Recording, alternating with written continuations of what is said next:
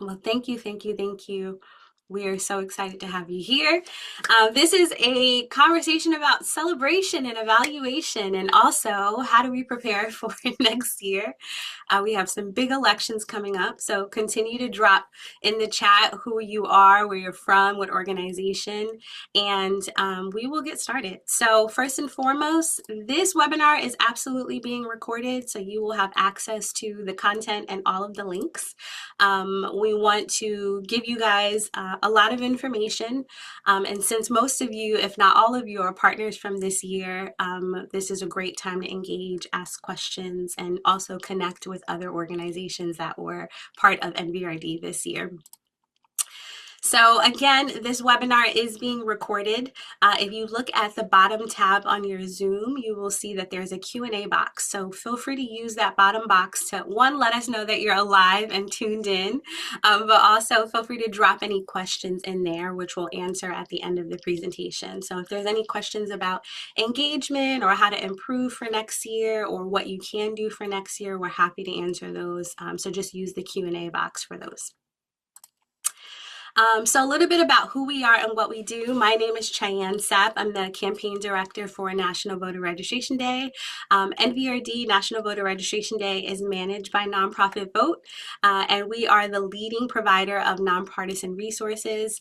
I've dropped in our biennial report so you can look at the work that we do all across the year in uplifting and helping nonprofits to engage their constituents through voter engagement. So visit our website at nonprofitvote.org for more information on what we do year long. And I just want to kick this off with a big thank you to our generous sponsors. National Voter Registration Day is truly not possible without the support of these sponsors and you all for being the partners that push this work forward. So this year we were able to mail out 3,200 packages of free posters and free stickers to groups all across the country because of the tremendous support from our sponsors. So thank you all again for being partners, and thank you to our sponsors as well. So now let's set the stage for this discussion, and thank you to those of you who are dropping in reactions as well. You can feel free to use that tool throughout the webinar. But we have covered a lot this year in terms of our webinars. We have covered everything from civic engagement to voter activation to actually running your drive. So buckle up because we have a lot to touch on with our evaluation and celebration and then looking ahead. So here's what we'll cover today. Just a quick run through of the agenda. So we have a special treat for you, which is a very cool video that our team has worked hard on just to highlight some of the amazing partner engagement from across the country. You guys have worked so hard these past few years in hosting drives and events in your community. So just we want to say thank you. But in this webinar, we'll cover a look back at the 2025 campaign, what we accomplished, what partners learned, and most importantly, what worked. And then we'll look ahead to the 2026 midterms. So why this election year matters and what we can do now to get our communities activated. And then of course, we won't leave you without giving you some resources that can kind of get you started for next year. So without further ado, here's that lovely video that our team has worked hard on for you to enjoy.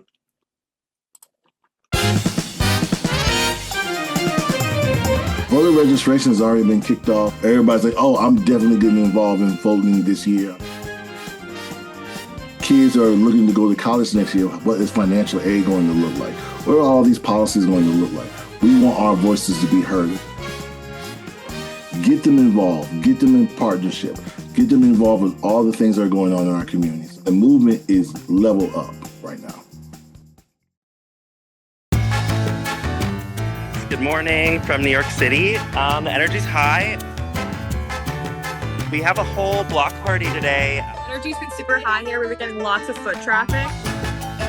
It's just one of my favorite days of the year. Seeing the community come out and just have a block party and all celebrate voting.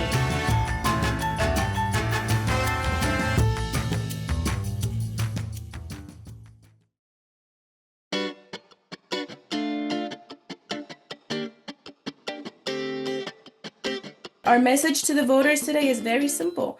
Your voice matters, your participation has the power to shape the future of our communities and our country, but we're also united in wanting dignity. opportunity, and equity for our families.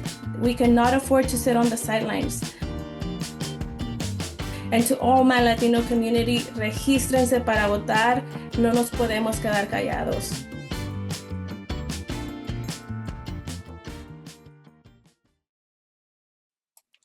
How awesome was that? Thank you to our team for working so hard on that. We really just, again, wanted to highlight the tremendous work that you all do. So I know there were a few of you that were in there. I love the reactions. Thank you. We had press conferences. There were events happening all across the country. So many of our partners showed up and showed out. So thank you. And again, this will be shared, and you'll see this as a reel and be able to share it as well.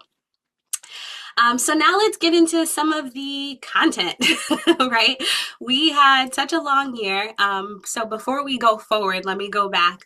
So for those of you who supported and maybe you ran a drive on the event on September 16th, maybe you hosted an event, maybe you did a community event in your with your church, whatever you did, even if you just posted on social or talked to voters, thank you. This work is impossible without your tremendous support, persistence, and dedication. So please give yourselves a round of applause in the chat or personally. It was a very hard year. So I just really appreciate you all for continuing to show up. It was a year, right? So we got 700,000 new updated and checked registrations. Americans still need to not only register to vote for the first time, but keep their status updated. So 300,000 were new and updated registrations, but 80,000 were collected by you all, the partners out in the field. So thank you. This is the impact of our work is we did this, right? And we did it in what everyone called an off election year, which it was not. So thank you, thank you, thank you. And a little bit more about how you guys showed up. We had 118 premier partners, which are our national and local organizations. Yes, we had 18,000 staff and volunteers that were running drives, supporting drives, training volunteers. That was you all. And then 3,200 collective community partners. So again, thank you for the contribution. Thank you for the support. I know this was a year where you kind of questioned how impactful it was, and the answer was it absolutely was super impactful. So you will receive all of this data in our annual report, which will be shared in January, but just wanted to give you the quick highlights. And now a little bit about that record turnout that we saw. I know many of you had elections all across the country, and for a quiet election year, it was very loud, wouldn't you say? So election 2025 showed that local elections really continue to inspire real participation when people understand the stakes. We saw that registration activity jumped across the country. National Voter Registration Day was a huge indicator of what we saw with that turnout. California and New York, we know, had big elections and ballot initiatives, so we saw similar increases in both states. New Jersey voters treated their local races like they mattered. People turned out all across the country, but New Jersey, Philadelphia, suburban counties, New York City, and then those ballot measures that really shaped how voters think about the system itself.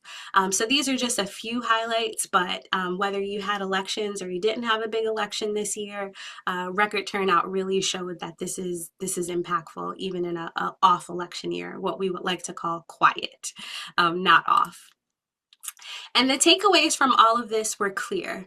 The energy that we saw on National Voter Registration Day carried into Election Day in November in a really meaningful way. We learned that informed communities show up. We know this already, but we were really reminded of it this year. We learned that voters vote for change.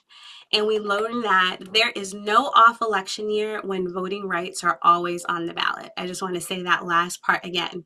There is no off election or quiet election year when voting rights are always on the ballot and up for a vote. So this is a fight that we really have to continue as long as our voting rights are always up for challenge, right? So these are kind of the key takeaways, which I think a lot of us already know, but it was a reminder that this work really just has to persist. Now let's dive into some of the partner learnings. And there was so much that we took from the evaluations. So thank you to those of you who completed our end of year survey. It is always just super helpful to hear how things went at your events, what you learned, what challenges you face. Some of the feedback that we got was that it's helpful for us to share out some of these learnings. So the purpose of this webinar is really to provide that transparency and to share some of that inspiration so that we can learn from each other. 2026 is going to be all about collaboration. So we do not want you to reinvent the wheel. We want you to find out who are the partners that are out in the field doing this work already, who are the folks that you can latch onto, and who are the helpers. And across those three, no need to reinvent the wheel. The tools already exist. How do we come together so that we can reach more communities in a more meaningful and impactful way? So let's talk a little bit about some of those learnings from 2025. So we saw in a previous slide that 95% of surveyed partners said that they would participate in National Voter Registration Day again, so that's wonderful. And 73% said NVRD made them feel more positive about democracy. So these numbers really do speak volumes. 95% of partners saying that they join again because they know that this work matters and they know that their contribution to it really counts. And 73% told us that NVRD helped them feel more positive about democracy. And that's proof that when we create spaces for civic participation, we restore hope. We let people know that this work matters and that we will continue to show up as the trusted resources within our communities.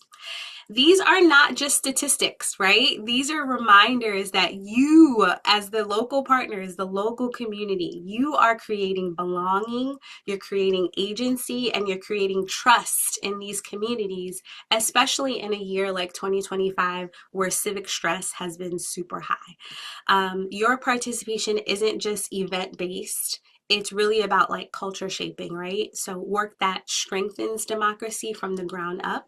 And just by showing up and talking to your community, whether it be around an election or just basic voter engagement conversations, is really valuable and important. So again, thank you for filling out this survey. We're going to get into a little bit more about like motivation and what are the challenges that some of our partners face this year. So what motivates you to participate again was one of the questions, and we learned a lot from these. So here's some of the feedback that we got from those who selected to be visible in social media. So Molly said, because democracy depends on it and sharing the importance with teens. She worked at a high school. As a nonprofit serving low-income individuals, we believe their voices need to be heard and democracy needs them. That was Charlene from Orlando. No matter how many people you register to vote, it's always good to still get out and be visible. People need to be reminded that we are still fighting to support our voting rights. That is Laura from the League of Women Voters.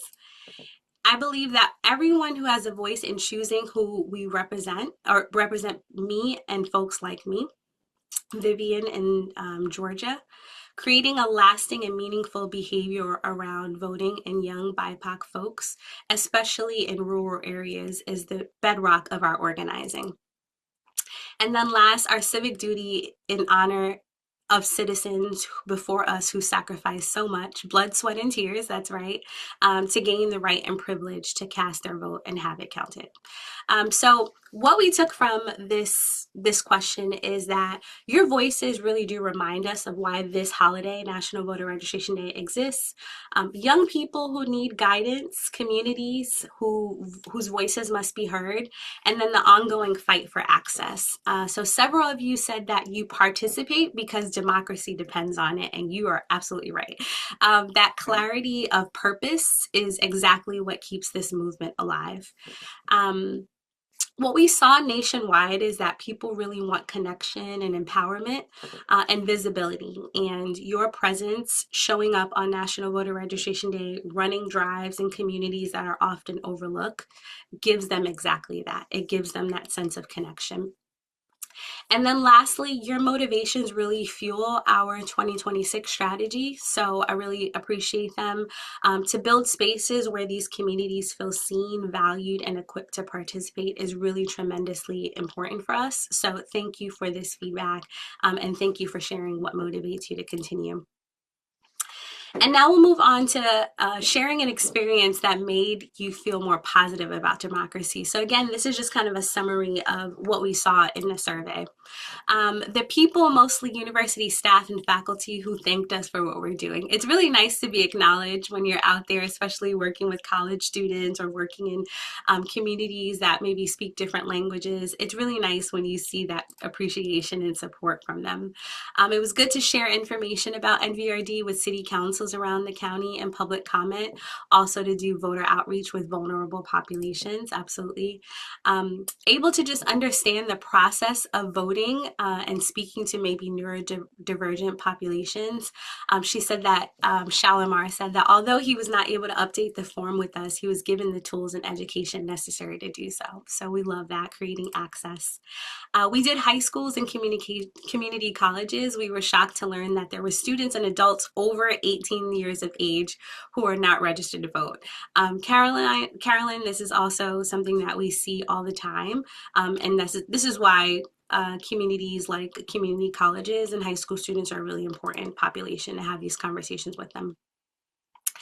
June from the Phoenix Indian Center said, with help from our community partners and organizations, we had over 150 people participate in our 3-hour event. They were able to register 44 voters, and that included Navajo Nation citizens. So again, creating access and coming into the communities that trust you. And then lastly, it's always exciting to talk to people, even in an off election year, and see how interested in registering to vote and checking their registration. Thank you, Joel. So we do want to change the language because it was not an off year cycle. We had a big, loud election, and we can tell that by the turnout. So we're going to start saying quiet election year, but even coming up, 2026 will be no quiet year for sure. So what stands out here is gratitude. Community members, again, thanking you. Is also a way that they show trust, which is really priceless in today's civic climate. So for you to be able to go into your communities and get that appreciation is invaluable. Moments like helping a neurodivergent voter or connecting with vulnerable populations really shows the humanity of this work. And every conversation that you've had, every voter you guided, rebuilt this confidence in their system, the system around them. So maybe their local community or the government system as a whole, which people are really unsure about, especially after this year. So all in all, just never underestimate the power of showing up. Your presence in your community really was a catalyst for hope. So thank you. Favorite thing or highlight about this year, every time we have someone who comes to the table, we have great conversations. Absolutely love that. And this was a great year for engagement. There were so many 17-year-old freshmen that learned they can register to vote. Wonderful. Again, really important community of people to educate. They partnered with another organization to get the message to so many. So that is a really key thing, going back to that collaboration and coalition building. Partnering with other organizations is going to be really pivotal in 2026. The overall excitement about protecting our democracy and register to vote this year gave us a really great opportunity for that. So it's wonderful to see that you guys had a lot of engagement out in the field and excitement. And then the willingness of volunteers who want to be part of the democracy. That is really important because we know as volunteers, you guys are the fuel for this work. So it's great that volunteers were showing up. And then lastly, working with and connecting to other organizations that were committed to this advancement. So again, we're going to talk a little bit more about partnerships and the importance of them going into next year, but just love to see that you guys really came together. So please continue to do so. And these highlights really show just joy. I think we had a really interesting year for the joy kind of trying to be taken away from us with attacks on voting rights. So it's really nice to just see people celebrating. And these moments really prove that civic engagement can be celebratory. It should be, not just stressful or political. These are the stories that we carry forward into the 2026 midterms, and we make it all about connection, curiosity, and we make it about courage as well.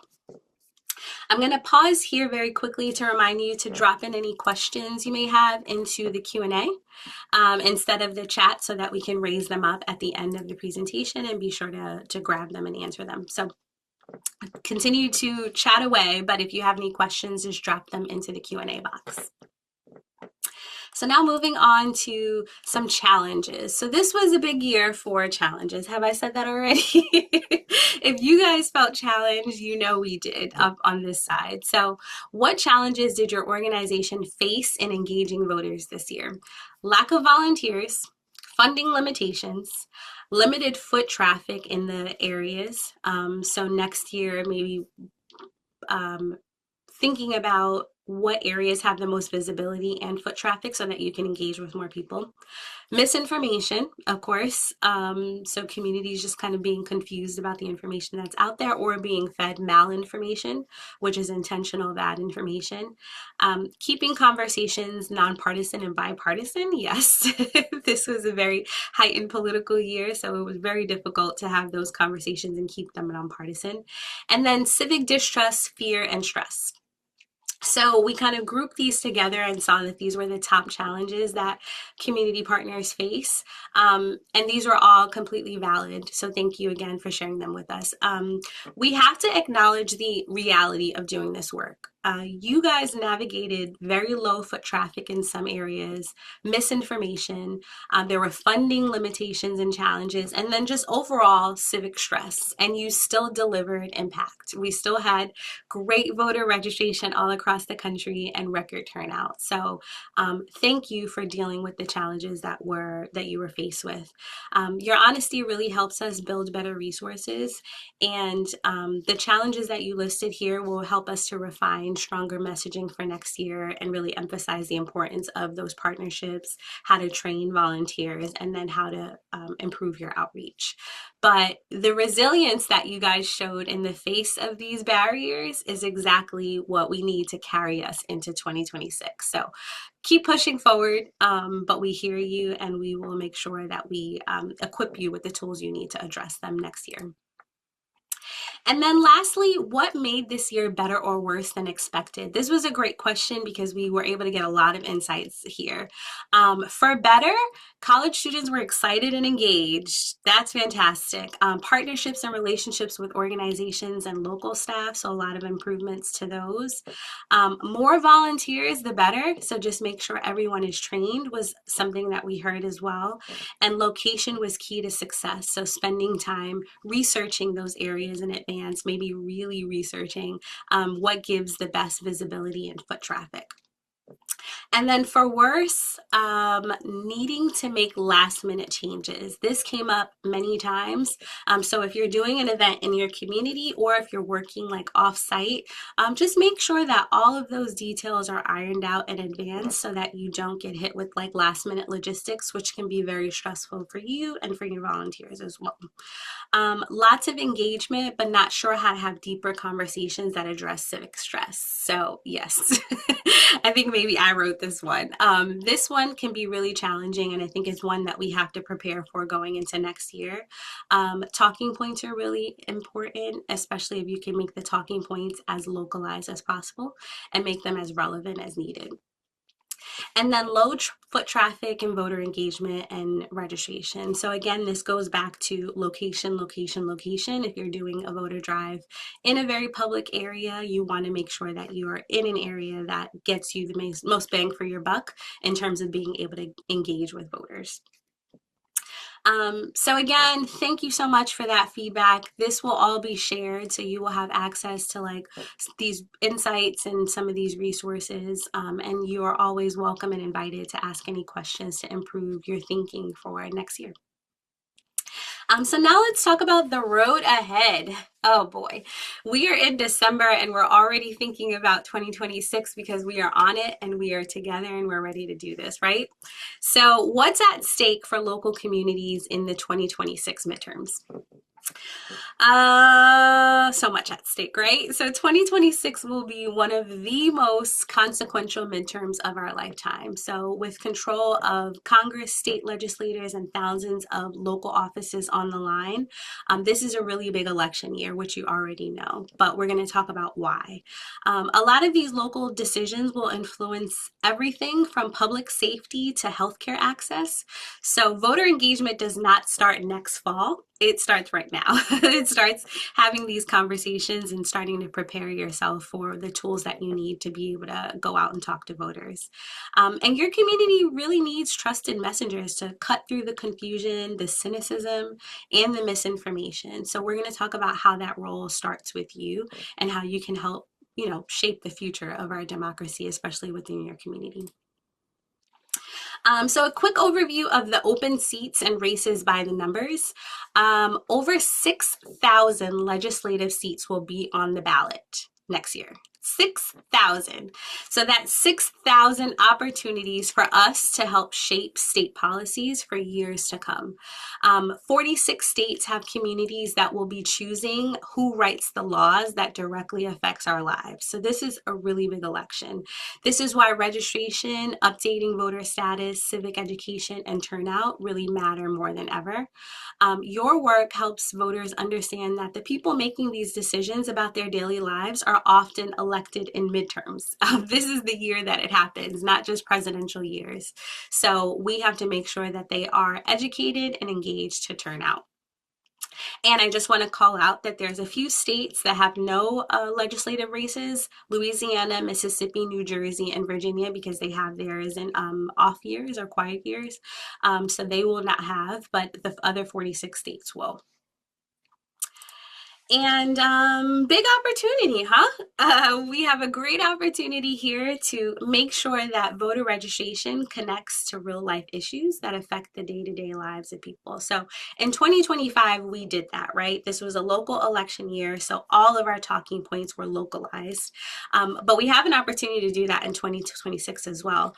2026 will be wide-ranging, so from affordability of utilities to cost of living to education to housing. All of these things we've touched on this year in some shape or form.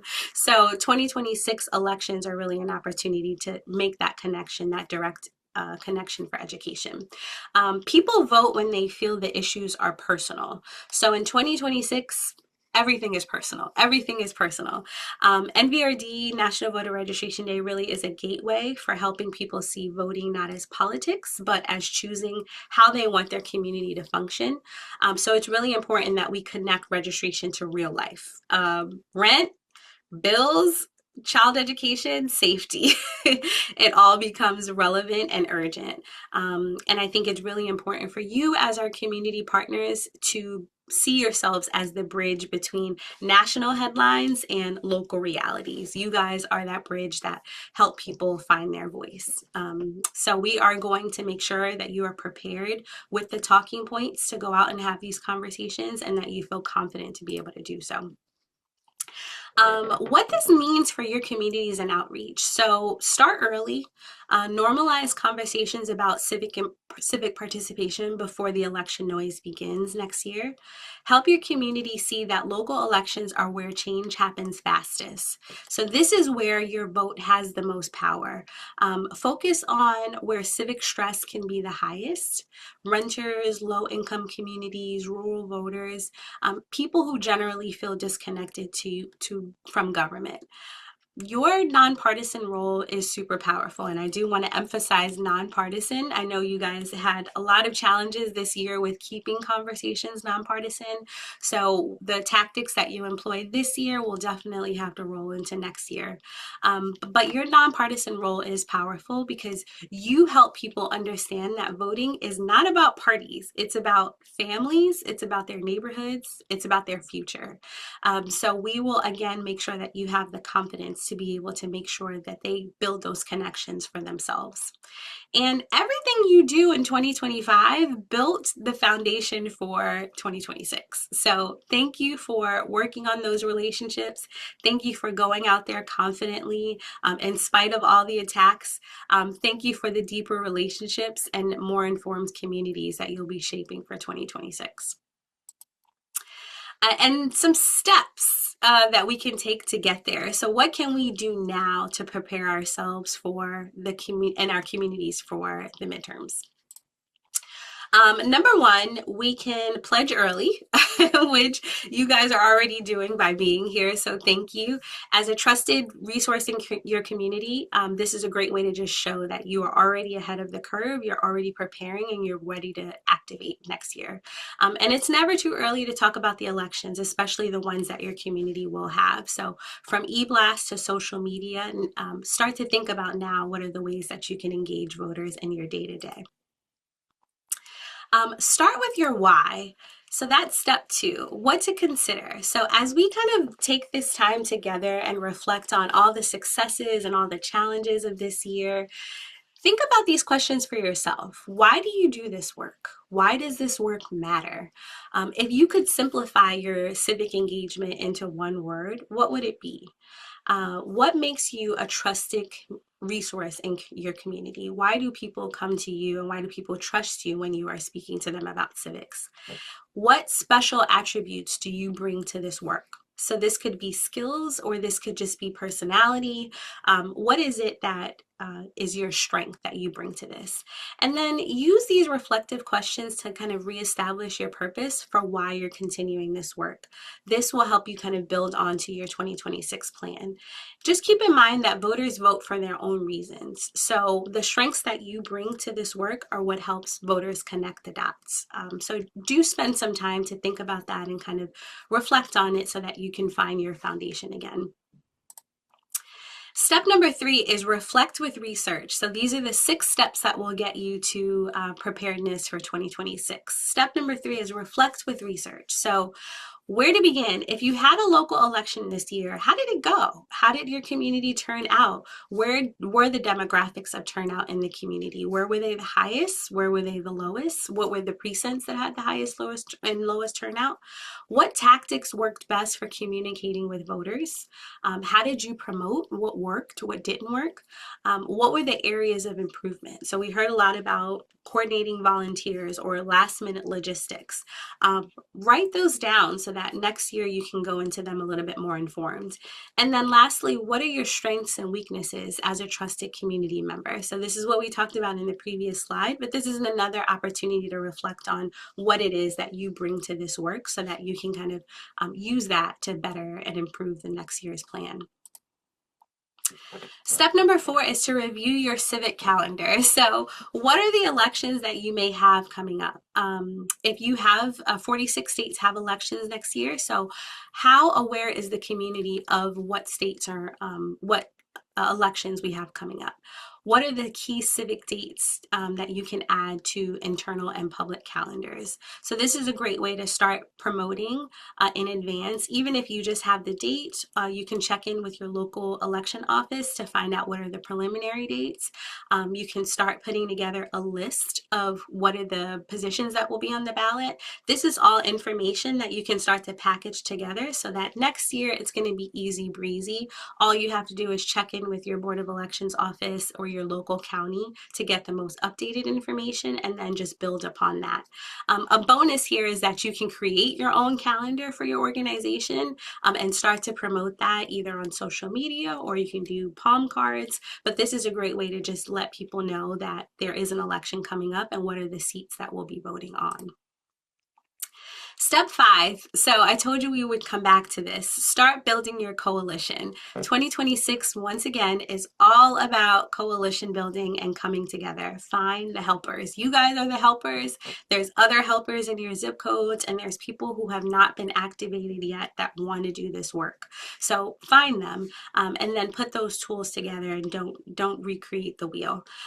Reach out to the local organizations who engage voters throughout the year. A great resource is always the League of Women Voters since they have chapters nationwide, and set up time to meet with them in person or virtually. So you may think it's too early to do this. It is not. You, I'm sure, are thinking about this, which means that other organizations are thinking about it. So go out there, reach out to them, see what they're thinking, see where they need support and what they're reflecting on, and then figure out how you can bring together your strengths and weaknesses practices. So maybe they don't do such a good job with social media, and maybe you have a very strong social media presence. Maybe you do some really cool creative stuff that they could use for building out flyers or templates. There's lots of ways that you can bring your strengths and weaknesses together. So maybe now's the time to reach out and introduce yourself, set up monthly meetings to touch base on the plans, and to put together a plan. And then just remember to keep the plans concise and realistic. Again, you're building on what we've already created, and next year we really have to have strong coalitions that go out there and do informed engagement work. So don't reinvent the wheel. I know I keep saying that, but it's really important, and bring those resources together in a cohesive way. And then the last step number 6, which you've heard a few times now, is start talking to your audience now. You do not have to wait until the fall of next year. As a matter of fact, primary elections are happening as soon as March. So you really should make sure that you are in touch with what's going on in your community. But start talking to your audience now. So you can include civic prompts and newsletters, social media or events. You can start flyering. You can start doing those palm cards, but utilize any community interaction to really remind voters of the upcoming election. Here's some prompt questions. Did you vote in the last election in November? That's a great one. It's a good conversation opener. Of course, you want to know for sure if they're a citizen or not, because that is going to answer your question, or inform your question rather. Have you checked your voter registration lately? So if you didn't have an election this year, no problem. This is a great question to just find out how up to date they are on their voter registration and their status. Why does voting in local elections matter in 2026? So this is kind of a big question, but this will help you understand if they are able to make the connection for themselves to what issues are on the ballot. Normalize having these conversations early before election season, right? This is how we create a civic culture that continues. And then use these conversations when you start narrowing down talking points for next year. So this is going to give you a little bit of that practice so that you know how to tackle specific conversations, especially those nonpartisan conversations. Make sure you can always bring back the nonpartisan aspect to the work, because voter registration is nonpartisan, right? And then we wanted to equip you with some resources. So we will never leave you without at least some starting resources. A to Z, we have it all figured out. We do not want you to start from scratch. So the first link that you'll get in this list is the election dates by state for next year. So that's where you want to start. You want to check to see what your state has going on. And then of course you can reach out to your local county or your Board of Elections office to find out if they have any finalized dates for the elections that will be happening. But also included here are some practice tools for your communications, which you can start now. Messaging tips and tricks. We have the toolkits from last year, so we'll be updating those for 2026, but those usually come towards the middle of the year. And then you have your trusted voting resources and voter registration 101. So these are all really helpful educational resources so that you can share with any volunteers, or when you start to do that coalition building, you can start to share these resources that already exist and then cross-check them with what other organizations have, right? All right. And of course we have webinars. So you can check out past webinars if you have a couple of hours on the weekend or something to just make sure that you're up to date on any civic engagement conversations or connecting the dots. So now, before we take some time to answer Q&A, I hope you guys have a few questions for us. Take a moment to drop in any questions into the Q&A box. Don't drop them into the chat. Just post them in the. Thank you, Morgan, for dropping the local League of Women Voters. Yes, Morgan is one of our partners, our main partner for the National League of Women Voters, and they have some incredible resources. So what she dropped there is how to find your local league. Again, they are a great resource for already to figure out how this work is already being done. They have an incredible presence all across the country. So please make sure to reach out to them and touch base with them them and try to find some of those resources that you can use in your own work. Okay, so let's go over to our what's next, and I'll give you guys a few minutes to drop in any questions that you might have into the Q&A box. What's next? We have the 250th anniversary of our country is next year. So we want to also celebrate that, and we'll be sharing out some cool like voting resources as well as voting history. And we'll also be inviting some partners to be listed on our website for next year. We want to showcase the partners who are dedicated to this work this year and every year, not just for National Voter Registration Day. So look out for that because we'll be getting your information to list you on our website. Our 2026 webinar calendar for National Voter Registration Day will be shared out in January. We are refining that right now. So we want to make sure that we give you the tools and the content that you need to be able to confidently do voter engagement in 2026. Community partners will be able to sign up to receive free materials starting in mid-March. So we'll do that kickoff. So make sure you're checking your emails.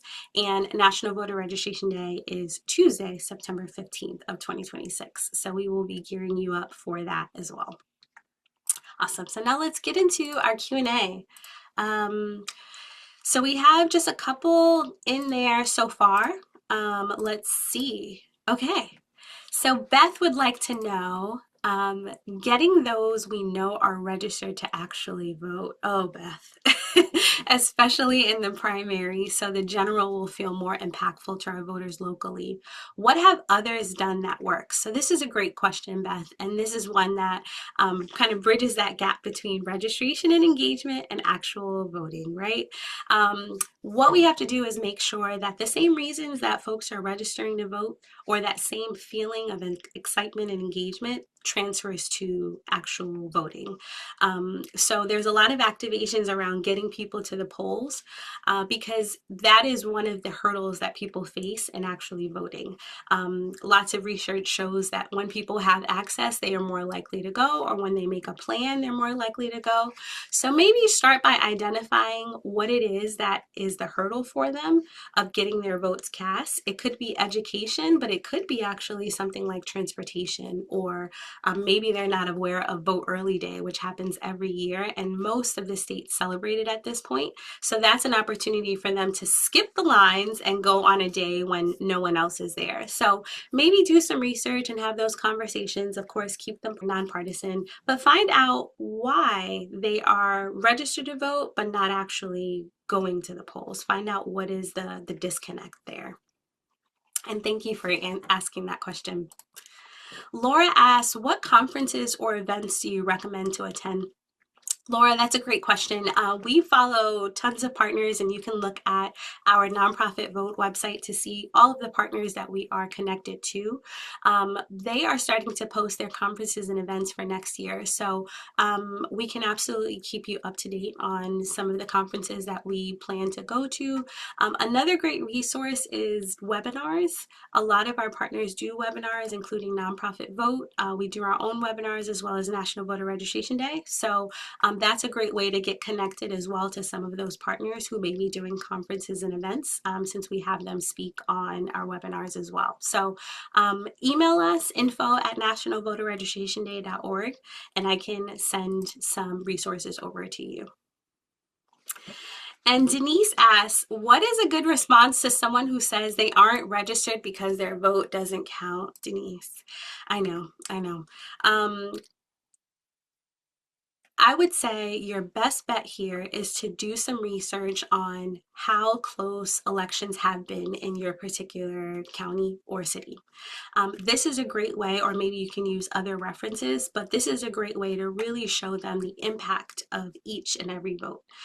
Some elections literally come down to the span of 10 to 15 votes. That's how the elections are decided. So for someone who says that their vote doesn't count, that truly does not, that's not true. So you can give them some of the statistics to show, but I think this is also a conversation that you want to temper based on who you're speaking to. For some people, statistics are not really an impactful way to convince them. So you probably have to do a little bit more research to figure out who this person is and what it is that they want to hear.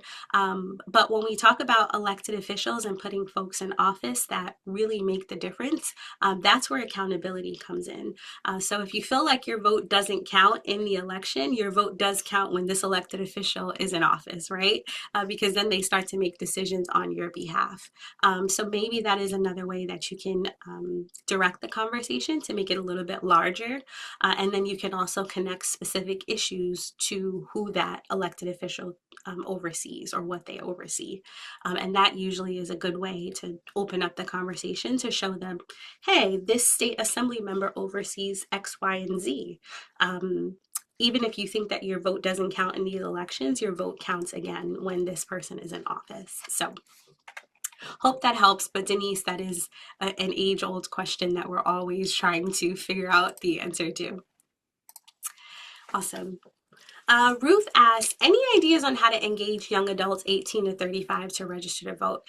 So that's a big question. We actually have Rock the Vote on. Rock the Vote is a super powerful organization in getting the youth to register to vote and vote. So there are some really cool tactics that we use. We partner with organizations like Rock the Vote. Social media is a big one. If you're working on college campuses, presence and visibility is huge, which we've heard in those partner surveys.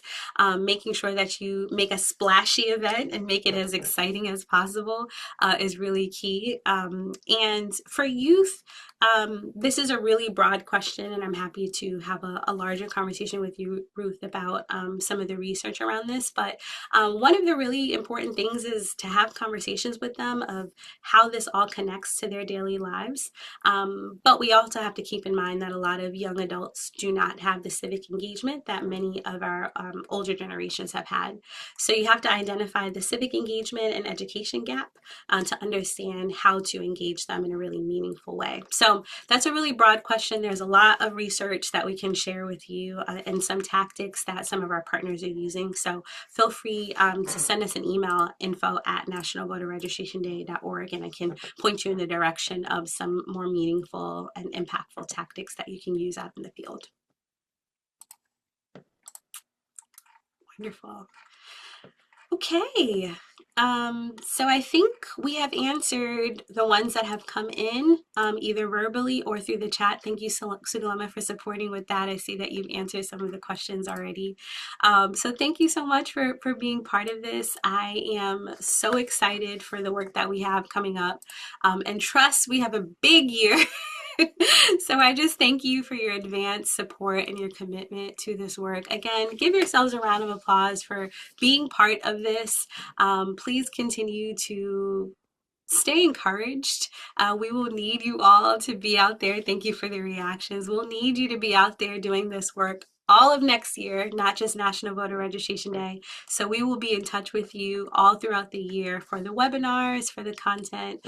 I invite you to send us questions or comments at our email, which is info@nationalvoterregistrationday.org. And please make sure that you are just ready for what we have coming up next year, and make sure that you feel confident to be able to go out and have these conversations, because as trusted resources, again, we rely on you guys to really bridge the gap from national headlines to local realities, right? So please have a wonderful holiday. Thank you so much for joining. Get some rest, and we will see you in the early part of 2026. Thank you for being here, everyone. Bye.